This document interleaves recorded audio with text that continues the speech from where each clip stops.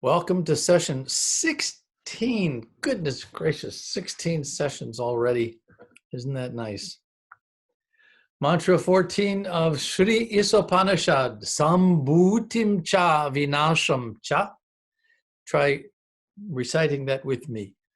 Sambhutim cha vinasham Vinasham cha. yastad vedo bhayam saha.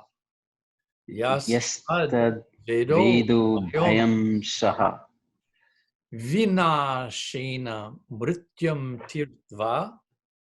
Vinashena Vinashena mrityam Mrityam Tirtava. tirtva. Sambhutyamritam ashnute. Sambhutyam Sambhutyamritam Mritam ashnute. Ashrutu. Sambhutim cha vinasham cha. Sambhutim Sambhutim cha Cha vinasham Vinasham cha. Cha. Jastadvido bhayom saha. Yastad Yastadvido Vedo bhayom Bhayam saha. Saha. Vinashena mrityum tirtva. Vinashena Vinashena mritam Mrityum tirtva. Tirtava. Sambhutyamritamashnute. Sambhutyamritam Sambhutyamritamashnute. Ashnuti. Here are our synonyms. Bear with me 1 second because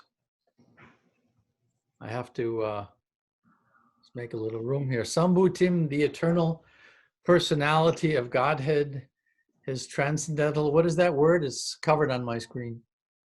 Name, form, pastimes, quality, Pastime. yeah, paraphernalia, the variegatedness of his abode, etc. Now we're going to talk about that. That's an awful lot to pack into one word, and we're going to discuss why.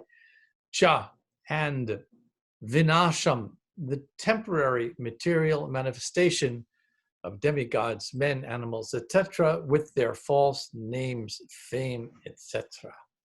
Cha, also, ya, one. Tat, that. Veda, knows. Are you becoming familiar now with the Sanskrit word Veda, which can be translated knowledge or knowing? Ubayam, both.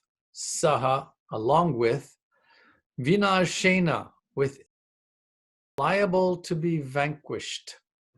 Mrityum, death. That's another word now we're becoming familiar with. Mrityum, death. Tirtva, surpassing. Sambhutya, in the eternal kingdom of God. Amritam, deathlessness. Ashnute, enjoys. One should know, this is translation mantra 14, one should know perfectly the personality of Godhead Sri Krishna and his transcendental name, form, qualities, and pastimes, as well as the temporary material creation with its temporary demigods, men, animals. When one knows these, he surpasses death and the ephemeral cosmic manifestation with it. And in the eternal kingdom of God, he enjoys his eternal life of bliss and knowledge. Well, you know, if you go go back to the vocabulary for a moment, that one word sambhutim, if you go to the Sanskrit dictionary, the word sambhutim translates as the sum total, the totality of something. It does not, in the dictionary, give you such a bhakti translation and definition of the term.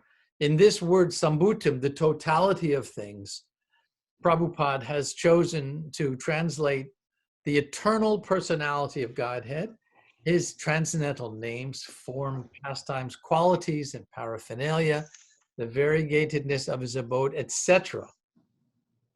So, you know, it occurred to me that this could be confusing to people. Why would someone whose reputation, whose mission is predicated on presenting an accurate vision, understanding, explanation of the Sanskrit wisdom. Why this almost radical, one might say, definition of a Sanskrit word? Is that taking liberties? Is that justifiable? What is behind this very bhakti translation? And if you go through Prabhupada's books, Bhagavad Gita, Srimad Bhagavatam, other texts, you will find that the translation he gives to the mantras there fairly consistently introduce ideas that are not necessarily present in the Sanskrit words themselves.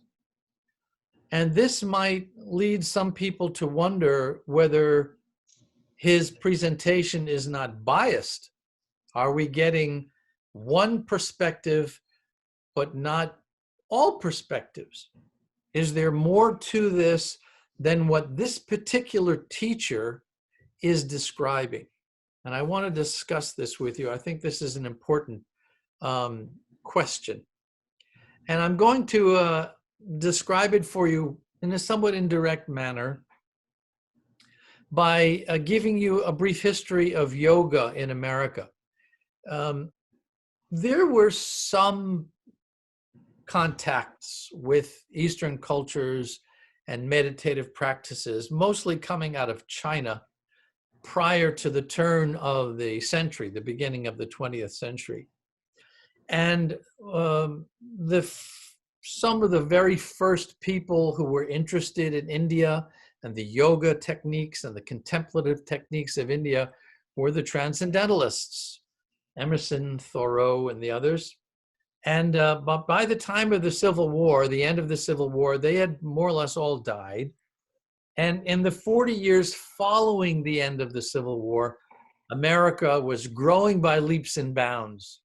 Westward ho, that whole phrase of let's dig a path through the wilderness going to the west coast of America.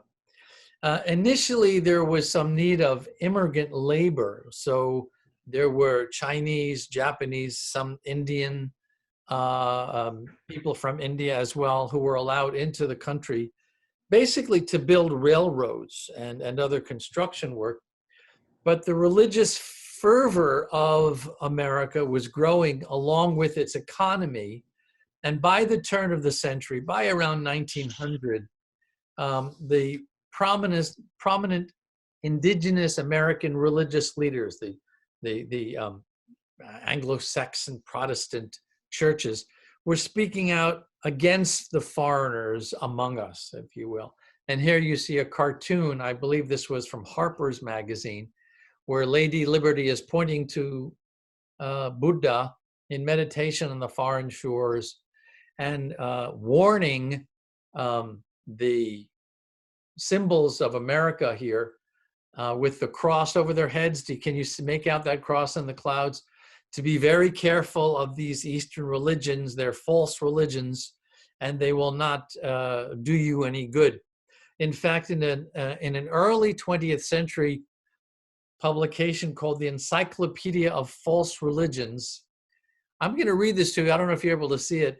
Yoga was described at that time. The first definition of yoga: a physical exercise whereby the ultimate goal is for a practitioner thereof to enable a contortion in his or her bodily form whereby the human tongue and lips may reach a position of so-called enlightenment.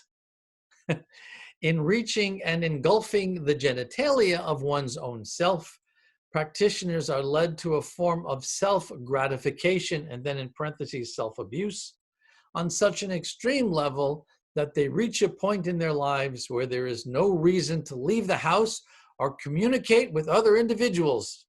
Is that ringing any bells for you, Bunky? Second definition from this Encyclopedia of False Religions: yoga is usually practiced by unsuspecting patrons who are fully clothed until the third lesson, whereby clothing is outlawed and considered a disgrace. Here's the third definition. Most so-called masters of yoga to continue to live and breathe only because they are self-disciplined enough to unfold their bodies every few hours in order to get a drink of water and a slice of bread, and perhaps use the bathroom before they are back lapping their genitals. Sorry, this is rather silly. But going back to those early days, this was the impression of yoga. And one of the first homegrown American yogis is the person you see here, Pierre Bernard, although otherwise known as the omnipotent O-O-M, not Om, but the loving guru of the tantrics, as he was sometimes called. And he was quoted as saying, "Love is the animating force of the universe, and sex constitutes the basis of all that is sacred and beautiful." And his yoga retreat, by the way, was 78 acres in Nyack, New York. And by 1919, it was being constantly surveilled by the FBI. You can see the article from the New York Herald Tribune from 1918 that says the assistant district attorney expects the high priest will be caught. This the Magnificent was bankrolled in part by Anne Vanderbilt, wife of the second richest man in the world. And at his place in Nyack, there were tennis courts and steam baths and hiking trails and baseball field and elephants, of all things. And he had a rather Tony following, the Goodriches, the Harrimans of railroad fame.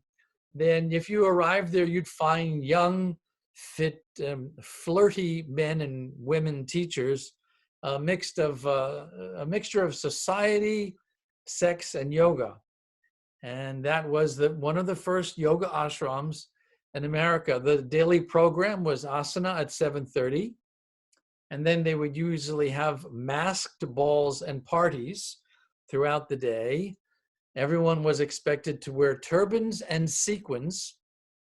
The women would dress up as slave girls, and the members would all play out their fantasies in this way. There was a memoir, My Life in a Love Cult, written by one of Um's followers named Marion Duckerill, who was initiated as one of Um's high priestesses, a bit of an expose. The image of yoga in America took a further downturn in 1927 with publication of this book by Catherine Mayo, who increased antipathy toward India and the spiritual practices of India with a book that became an instant bestseller. In its day, Mother India sold, I think it went through 4 printings of 10,000 or 20,000 copies each, which in those days was a lot of books. It elaborated on the very worst in Indian culture. Mother India talked about immolations and slaughter of girl babies.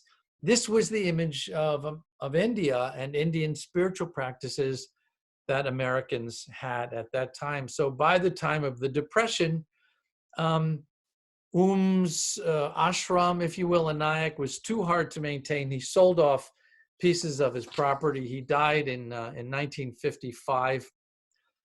His wife continued with some students who held in there. By the way, one of them was Sonny von Bülow. And if you don't know who that is, I'll let you look him up. Another student who hung in there was Rebecca Harkness from Standard Oil. She was the person who brought BKS Iyengar to America in the years following the close of Pierre Bernard's ashram and after his death. So here you have a little bit of a background of what happened pre-60s. And then by the time the Anti-Immigration Act was repealed in 1962 or 63, the yoga explosion happened in America, and yoga became so prominent that, as you can see, Time magazine declared 1968 the year of the Guru. I don't know if any of you are here are old enough to have remembered 1968. What were the teachings? Well, by this time we had some true teachers coming to the West, and you see a collection of photos. I just put this together rather quickly. Many of these earlier teachers decided that they would only teach the part of yoga that people could understand, which was asana practice. And until recently, that was pretty much the guiding, simple guidelines in yoga culture. So here are a few of the prominent teachers, starting from the top row center. That's Yogi Bhajan, a Sikh teacher who came in 1968. He passed away in 2004. Swami Satchidananda on the right, who came to New York in 1966 as the guest of Peter Max, and a filmmaker whose name escapes my mind for the moment. He founded the Integral Yoga Institute, and he passed away in 2002. Below him on the lower right side, you see Anandamayi Ma. She never came to America, but she was nonetheless very influential. And she passed away in 1982. Radhanath Swami was her guest in India before that time. Then you have on the lower left, Sri Patabi Joyce, one of the revered yoga teachers. He passed away a few years ago. And next to him on the far left, you have BKS Iyengar, who was the master of the Ashtanga Yoga School. My guru, Bhaktivedanta Swami Prabhupada, is the upper left, and it is his Isopanishad that we are using in our discussions today. So now you have now why have I gone through all of this exercise with you? It's to say that the terms that we're studying, the mantras of Isopanishad, like the true sense of yoga, is nothing frivolous. It's nothing light. It has to be understood through the guiding influence of an authentic teacher. Without an authentic teacher, without someone who is herself or himself a master of the terminology, the text, the practice, it's very, very easy to get sidetracked. So if Prabhupada has permitted himself to take a word like sambhutin in today's verse and give such a detailed explanation for what is meant by the totality, from the Sanskrit dictionary you can get the word totality. Can anyone understand what that means? In the context of this mantra, if it says that one should know the totality, well, what does that mean? It takes someone with a profound level of personal realization and scholarship to be able to explain what is the practical significance of that word. Okay, so that's my spiel for the evening about this 14th mantra. Let's see, Julie says there's a book called The Great The Improbable Birth of Yoga in America by author Robert Love.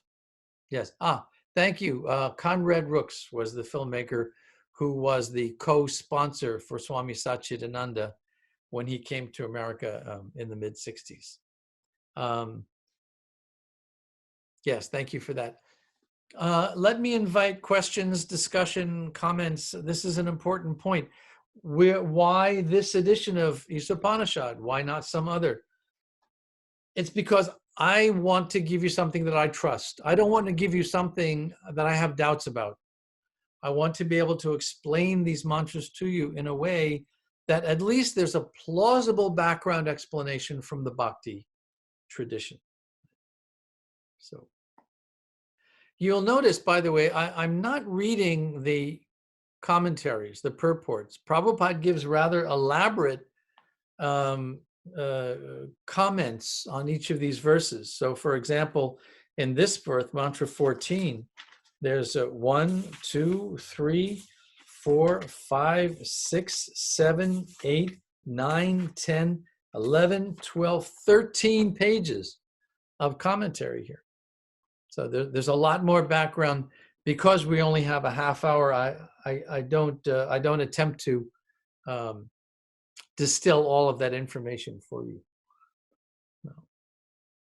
Does this idea ring true for you, that there may be some discrepancies in how words are translated from one language to another, how concepts migrate from one culture to another? But the value of a teacher, the critical importance of a teacher, is that this person, by virtue not only of study and scholarship, but also inner realization, can present to you a trustworthy interpretation and definition of those terms and vocabulary. It's very important, very, very important concept in the yoga culture. People would often ask, why do you need a guru? Do you need a guru? Is that as important today as it used to be? And the answer is, if anything, it's more important today, because previously, where gurus were scarce, you could sacrifice a week of your time climbing up the mountains to find a reputed teacher.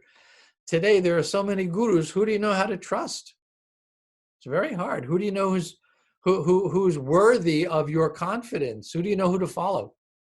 Which teacher should be listened to? Very important, if anything, more important today than ever. I agree with that, Joshua. It makes a lot of sense to me. And also these days, there's such a proliferation of translations of things, Bhagavad Gita and Yoga Sutras especially, that sometimes I wonder, like, a new Yoga Sutra interpretation comes out and it's, does this person really know Sanskrit? Have they studied?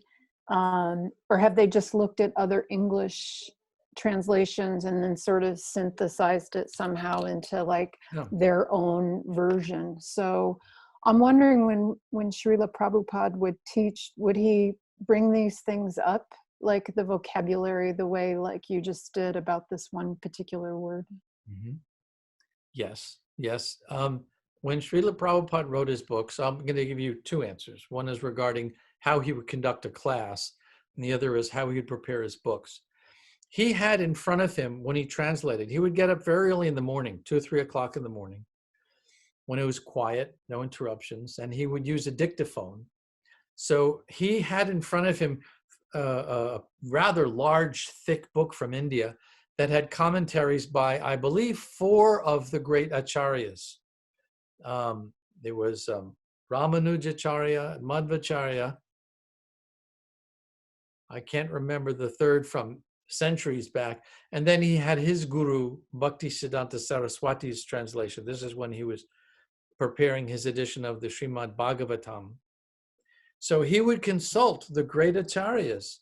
He was never so presumptuous as to think, oh, I'm going to do my own version of this without having to consult any of the great teachers of history.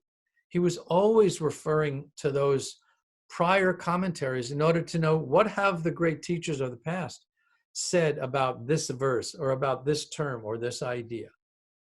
Then in his classes, he would be constantly unpacking the Sanskrit terms so that we students and attendees in the audience were not only getting his thoughts or background or exposition on something, but it would be a very profound learning experience. He would talk about the different schools of approach to the Sanskrit texts, and he would explain particularly, of course, what the bhakti understanding was. So yeah, it's a very good question. And he made sure we understood that the education he was offering was grounded in authenticity. He would very often say, I am not inventing anything. I am simply presenting what I have learned from my Guru Maharaj, what he learned from his spiritual master, going back through the disciplic lineage, all the way back to the dawn of time. It's there in fourth chapter Bhagavad Gita. Evam parampara praptam imam rajarsayo vidu. The teachings have withstood the test of time. They've been around since the dawn of the universe. Thank you for that question. Mary asks, were the translations Prabhupada used written in Bengali and then he translated to English? Yes, they were. His book, I mean, it was a thick book. It had, I think, both Sanskrit and Bengali commentaries. So because he was versed in these many languages, he was able to consult those different books. But yes, he came from the different language. So the source text, he would use source texts. I don't know Sanskrit. I know just enough to recite verses. So I can't go to the source texts and read you the Devanagari and explain the words. My understanding comes from having attended classes for a half century and having done some study. So if we were looking at a word like Atma, for example, which is in English what is translated as soul, it's different from the English word soul in many respects. A more accurate translation would be consciousness, the non-material source of self-awareness that animates the material body and brain with activity. It is something separate from matter that informs matter with life. So it's not exactly soul, which has a certain kind of religious connotation. So I can give you some of that, but I'm not a scholar by any stretch. Just for curiosity, I heard or read somewhere that Prabhupada was not bound to the time zone. Wherever he was up and sleeping at the same time. Like his time zones were not affecting him, his work schedule. Yeah, I was amazed. I don't know how he did it. He could travel by plane through 5 time zones, go from America to India or whatever, 10 time zones, go to Australia. And he was able to regulate his body so effectively, so efficiently, that he would go right back into his daily schedule, which was rising early, 2-3 o'clock in the morning to do his translations. Then he would take bath. Then he would go for his morning walk. Then he would come back to the temple and give a class on Srimad Bhagavatam. Then go to his room, have breakfast, receive guests. I mean, it was every day, wherever he was in the world, he followed that same schedule. I don't know about you, but if I travel from Long Island to Manhattan, I need 2 days to recover. I mean, it's crazy. I have the slightest little thing and I'm thrown off schedule. Oh, I got to go to sleep. Yeah, he was pretty amazing in that way. Yeah, that's amazing. Thank you. Well, of course, he had learned, from an early age. He grew up in a Paka Vaishnav family. And so he was rising early and going to the temple for the morning Arati program ever since he was a child. He had learned early in life how to discipline his body. Pain did not affect him the way it affects us. We get some small little cut or, a cold or a flu or whatever, we're down for the count. He had a control over his physical functions that was startling, very startling to see. Mike asks, was that discipline or a siddhi? Well, siddhi, S-I-D-D, not city like New York City, but a siddhi, S-I-D-D-H-I, which there are ashtasiddhi, 8 mystic abilities, mastery of different kinds over oneself and all of conditions around us. These are all described by Patanjali. There's a point where the discipline becomes so complete that it is siddhi-like. You can reach a point of discipline where you're not just in control of your mind and body, but it crosses over into that arena of the mystic powers.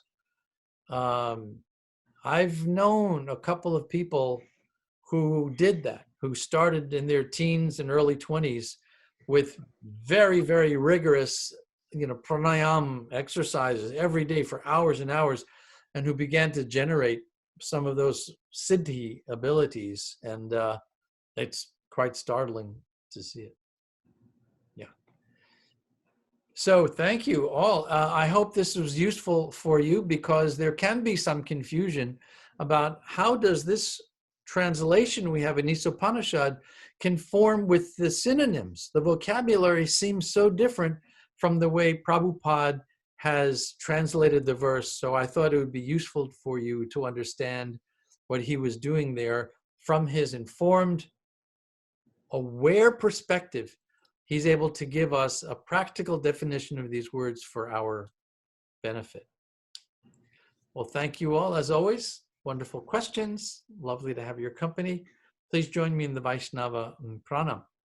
Vansakalpatarubhyascha kripa sindhubhaivacha patitanam pavanebhyo Vaishnavibhyo namo namaha. Thank you. Thank you all.